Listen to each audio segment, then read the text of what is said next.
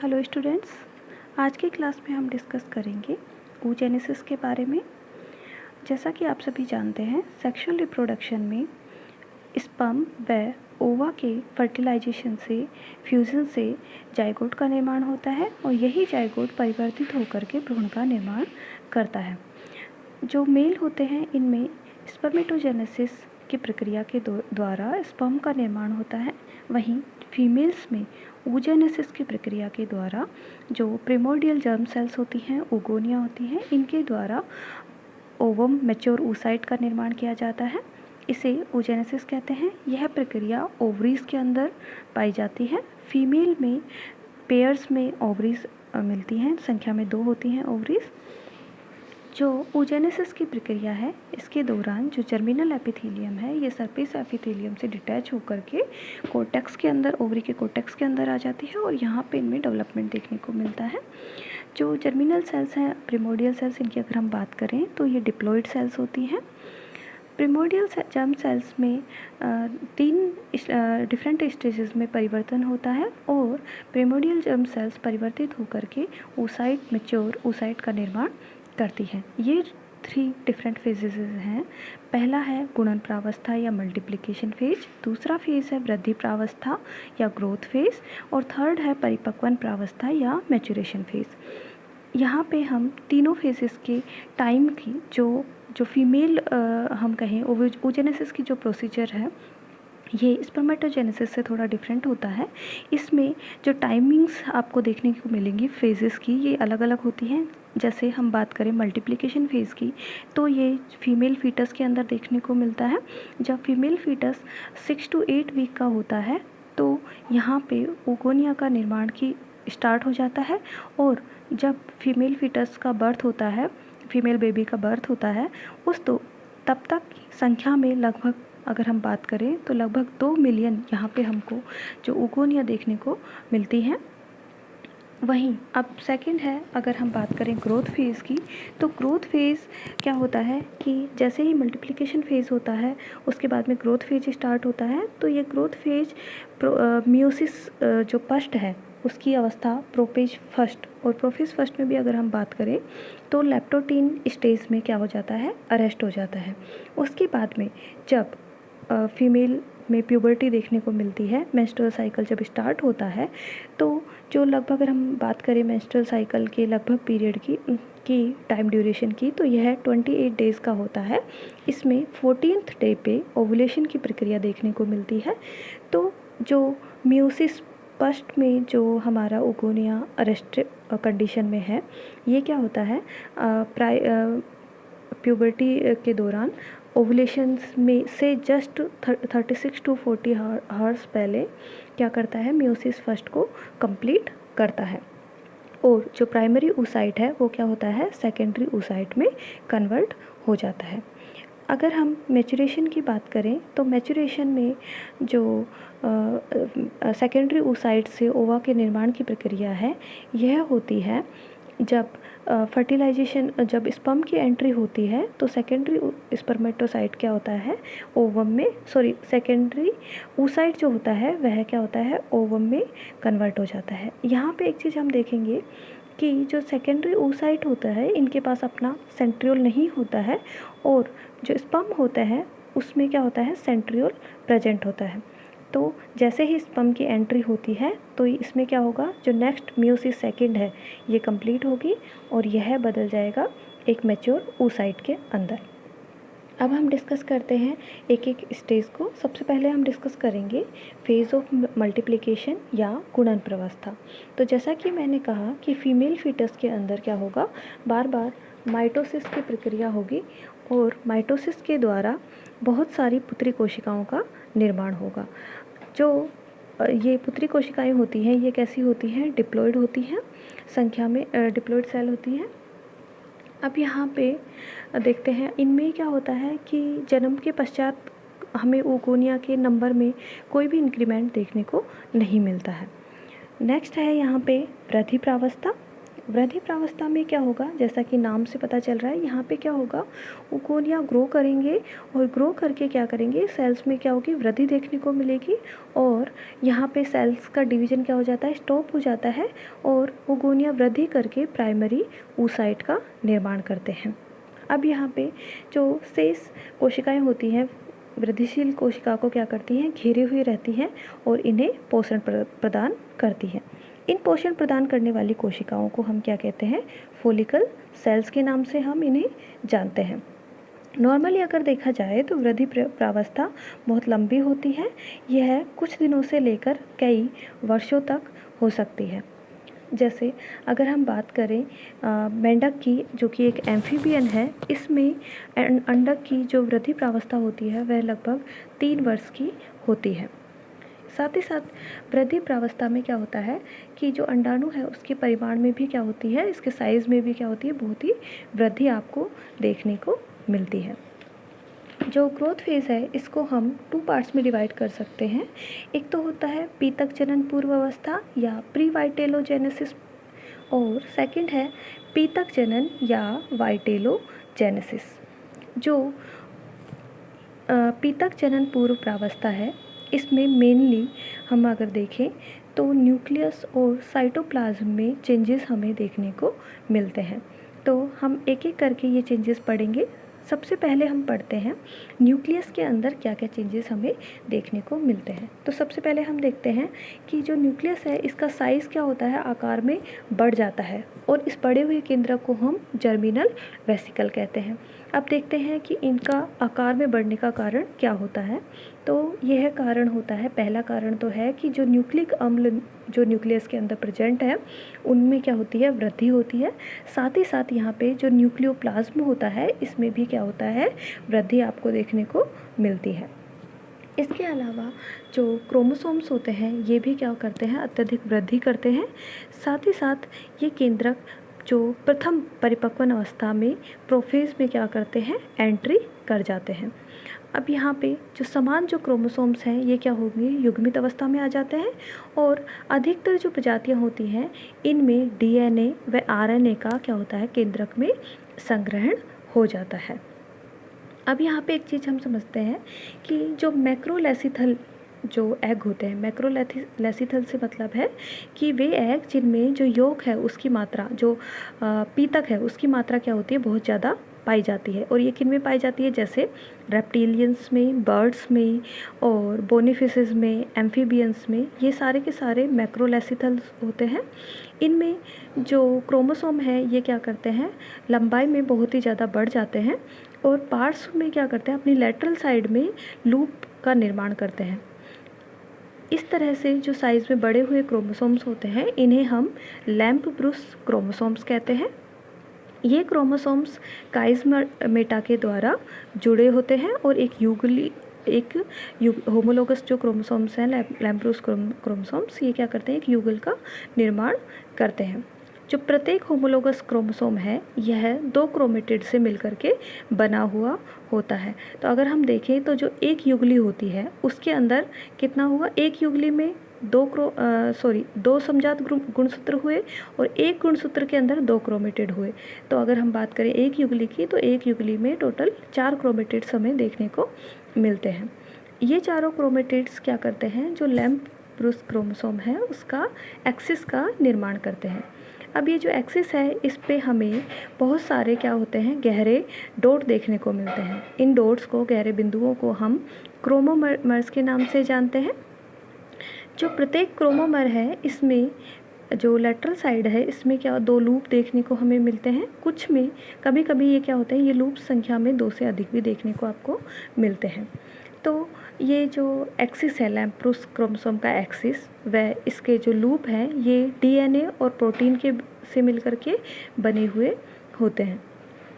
जो पार्श्वफंदों में जो डीएनए होता है ये क्या करता है, ट्रांसक्रिप्शन के द्वारा एमआरएनए का निर्माण करता है और यह जो एमआरएनए है इसमें क्या होता है, आनुवंशिक सूचना इसके अंदर उपस्थित रहती है।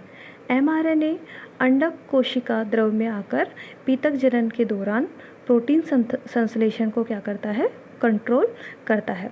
इसके अलावा यह जो mRNA है, इसके अलावा क्या होता है, जो पार्श्वफंदेय होते हैं ये tRNA व rRNA का संश्लेषण भी करते हैं। अगर हम बात करें, एक साइंटिस्ट हुए स्प्रिन, इनके अनुसार जो mRNA होते हैं, कुछ mRNA ये प्रोटीन के साथ जुड़ करके इन्फॉर्मोसोम बनाते हैं। ये इन्फॉर्मोसोम्स अपने अंदर आनुवांशिक सूचनाएं क्या करते हैं, संग्रहित रखते हैं। और विदलन की जो प्रारंभिक अवस्थाएं होती हैं उसमें जो क्लीवेज की स्टार्टिंग की इनिशियल जो स्टेजेस होती हैं उनमें क्या करती हैं, प्रोटीन संश्लेषण में सहायता करते हैं, क्योंकि उस अवस्था में जो डीएनए है वह संघनित अवस्था में उपस्थित होता है, वह mRNA का संश्लेषण नहीं होता। नेक्स्ट यहाँ पे हमें जो चेंजेस देखने को मिलते हैं वह मिलते हैं न्यूक्लियोलस के अंदर, जो केंद्रिका है उसके अंदर। तो केंद्रिका क्या होती है, संख्या में एक देखने को मिलती है, प्रत्येक सेल में एक केंद्रिका देखने को मिलती है। तो यह क्या करती है, अत्यधिक वृद्धि कर लेती हैं। अगर हम एम्फीबियंस की बात करें तो एम्फीबियंस में एक से ज़्यादा आपको न्यूक्लियोलस देखने को मिलते हैं। अगर इनकी लोकेशन की अगर हम बात करें तो जो न्यूक्लियर मेम्ब्रेन है उसके ठीक नीचे ये देखने को मिलते हैं। अब जो न्यूक्लियोलस है इसमें जो वृद्धि होती है उसका कारण क्या होता है कि इसमें जो आरएनए, मेनली आरआरएनए को जो कोड करने वाले जीन्स हैं उनकी वृद्धि हो जाती है। और यह जो वृद्धि है ये माइटोसिस के द्वारा ना हो करके जीन एम्प्लीफिकेशन के द्वारा होती है। जो वृद्धि है आरआरएनए में जो वृद्धि होती है उसका मेन कारण यह होता है कि इन फ्यूचर में जो प्रोटीन संश्लेषण है उसमें ये क्या करेंगी, इसकी अत्यधिक आरआरएनए की अत्यधिक मात्रा की आवश्यकता होती है, इसलिए इनकी संख्या में क्या हो जाती है, वृद्धि हो जाती है।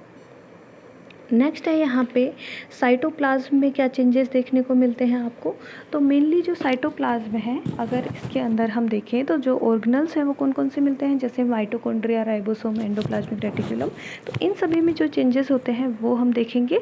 तो इसके अंदर सबसे पहले अगर हम बात करें माइटोकॉन्ड्रिया की, तो जो जितने भी जो बर्ड्स हैं इनमें क्या होता है, जो वैसे अगर हम देखें तो प्राइमरी oocyte होते हैं, इसमें नंबर ऑफ माइटोकॉन्ड्रिया क्या होते हैं, कम होते हैं। लेकिन जब प्री वाइटोलोजेनेसिस प्रोसेस होती है तो उस दौरान अगर हम बात करें बर्ड्स की तो बहुत सारे बर्ड्स ऐसे होते हैं जिनमें ये क्या होते हैं, माइटोकॉन्ड्रिया संख्या में बहुत वृद्धि कर लेते हैं और एक साथ इकट्ठे हो जाते हैं और एक माइटोकॉन्ड्रियल क्लाउड का निर्माण करते हैं। नेक्स्ट है यहाँ पे चेंजेस हम देखते हैं राइबोसोम के अंदर। तो राइबोसोम भी यहाँ पे बहुत अधिक बढ़ जाते हैं। क्योंकि हमें राइबोसोम का मेन काम क्या होता है, प्रोटीन फॉर्मेशन का। तो जब पीतक का फॉर्मेशन होगा तो उसके लिए हमको क्या होगा, बहुत ज़्यादा प्रोटीन की आवश्यकता होगी। तो प्रोटीन संश्लेषण में ये सक्रिय भाग लेते हैं, इसलिए इनकी संख्या में भी वृद्धि हो जाती है।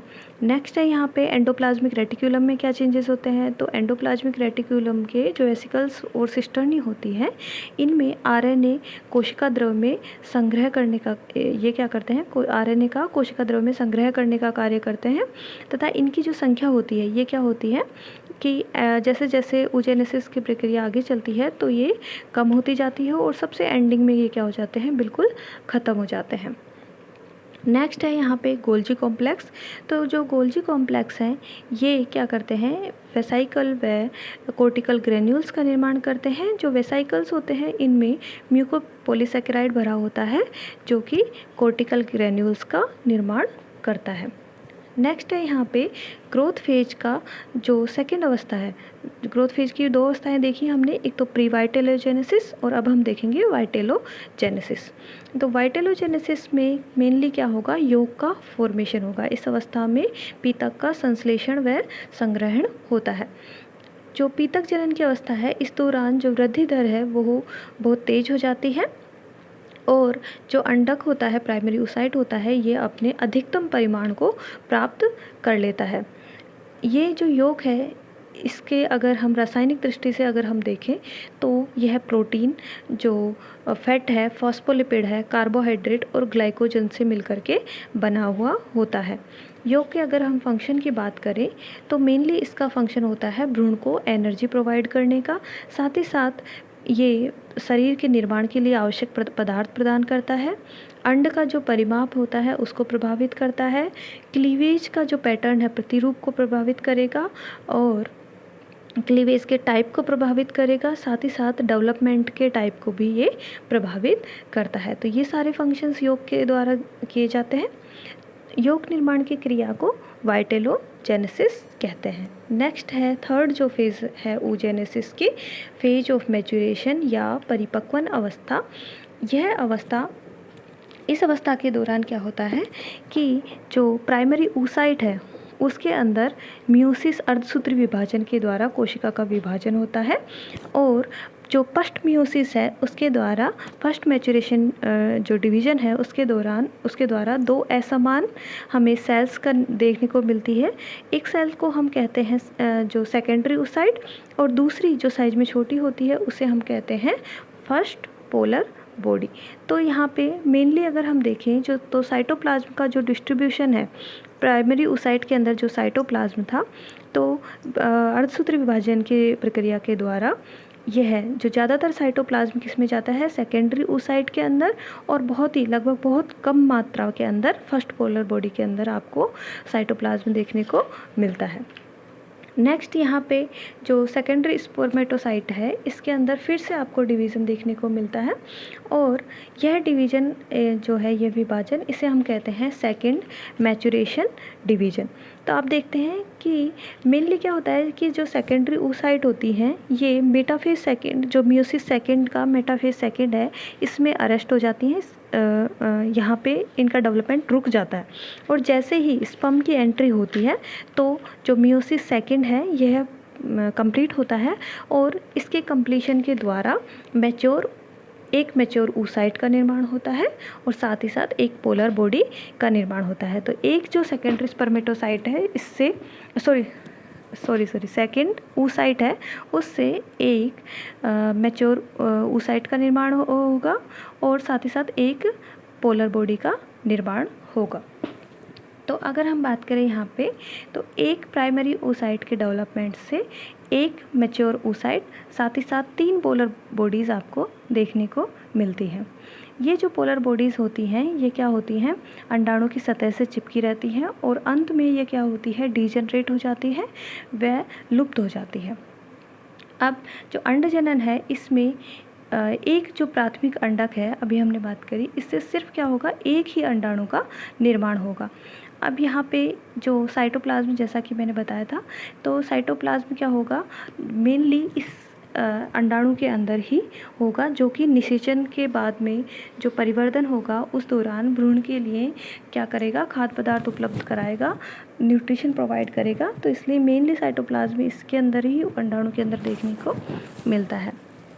अब अगर हम बात करें इन्वर्टिब्रेट्स की, तो बहुत सारे जो इन्वर्टिब्रेट्स होते हैं, अकशेरुकी होते हैं, इनके अंदर जो दोनों मैच्योरेशन जो स्टेजेस हैं, मैच्योरेशन जो डिवीज़न है, मियोसिस फर्स्ट और मियोसिस सेकंड, ये अंडाशय के अंदर, ओवरी के अंदर ही पूर्ण हो जाते हैं, और अंडोत्सर्ग के समय अंडाशय से पूर्ण तथा परिपक्वन अंडाणु को मुक्त किया जाता है। लेकिन जो ज़्यादातर जो वर्टिब्रेट्स होते हैं, ये तो हुई इन्वर्टिब्रेट्स की बात, और जो ज़्यादातर वर्टिब्रेट्स होते हैं इनमें प्रथम परिपक्वन विभाजन क्या होता है, अंडाशय में पूर्ण होता है, लेकिन जो सेकंड मैच्योरेशन डिवीज़न है यह तब तक के लिए स्थगित हो जाता है जब तक कि निषेचन नहीं हो या शुक्राणु का प्रवेश नहीं हो। इन प्राणियों में अंडोत्सर्ग के समय अंडाशय में द्वितीयक अंडक को मुक्त किया जाता है। सेकेंडरी स्पर्मेटोसाइट को ओवुलेशन के दौरान यहाँ मुक्त किया जाता है। जैसे कुछ जो इंसेक्ट होते हैं, एम्फीबियंस होते हैं, मैमल्स होते हैं, इनमें क्या होता है कि जो दोनों परिपक्व विभाजन होते हैं ये ओवुलेशन के बाद ही देखने को मिलते हैं। इन प्राणियों में क्या होता है कि ओवुलेशन के दौरान जब ओवुलेशन होता है तो प्राइमरी oocyte को रिलीज़ किया जाता है, और यह जो प्राइमरी oocyte है यह अंडवाहिनी में प्रवेश के पश्चात प्रथम परिपक्वन विभाजन इसमें प्रारंभ होता है, और शीघ्र ही ये विभाजन क्या हो जाता है, पूरा हो जाता है। और जो प्राथमिक अंडक है इसमें निषेचन के दौरान जब शुक्राणु का प्रवेश होता है तो बाकी के जो दोनों जो परिपक्व जो विभाजन है, मैच्योरेशन जो डेवलपमेंट है, मैच्योरेशन डिवीज़न जो है इसके अंदर कंप्लीट होंगे। यहाँ पे आपके सामने जो oogenesis है उसका डायग्रामेटिक रिप्रेजेंटेशन है। इसमें आप देख सकते हैं कि सबसे 3 स्टेजेस दिखाई गई हैं, मल्टीप्लिकेशन स्टेज, ग्रोथ फेज़ और थर्ड है मैचुरेशन फेज़। तो मल्टीप्लिकेशन फेज़ में आप देख रहे हैं नंबर ऑफ़ क्रोमोसोम्स कितने हैं, 46 हैं। और जैसे ही मैचुरेशन फेज़ है इसके में एंडिंग में जो सेल है ये क्या हो जाती है, डिप्लॉइड से हैप्लॉइड हो जाती है और क्रोमोसोम्स की संख्या क्या रह जाती है, आधी। तो 46 से संख्या रह जाएगी ओनली 23। यहाँ डेवलपमेंट की अगर हम बात करें तो जो oogoनियम है ये क्या करेगा, माइटोसिस के द्वारा बहुत सारे oogonia का निर्माण करेगा। और जो ग्रोथ फेज़ है उसमें क्या होगा, एक oogonia इन बहुत सारे oogoनियम में से एक oogonia क्या होगा, प्राइमरी oocyte में कन्वर्ट हो जाएगा। और प्राइमरी oocyte में मियोसिस पस्ट के द्वारा ये क्या होगा, एक सेकेंडरी oocyte तथा एक फर्स्ट पोलर बॉडी का निर्माण यहाँ पे होता है। और मैचुरेशन फेज़ में क्या होगा कि मियोसिस जो सेकंड है उसके द्वारा सेकेंडरी जो oocyte है उसके द्वारा एक मैच्योर ओवम तथा सेकंड पोलर बॉडी का निर्माण यहाँ पे होगा। तो यहाँ पे टोटल 3 सेकंड पोलर बॉडीज़ हैं। फर्स्ट पोलर बॉडी में भी डिवीज़न देखने को मिलता है, मियोसिस सेकंड, और उसके द्वारा 2 पोलर बॉडीज़ का निर्माण होता है। तो टोटल संख्या में 3 पोलर बॉडीज़, एक मैच्योर ओवम यहाँ देखने को मिलता है।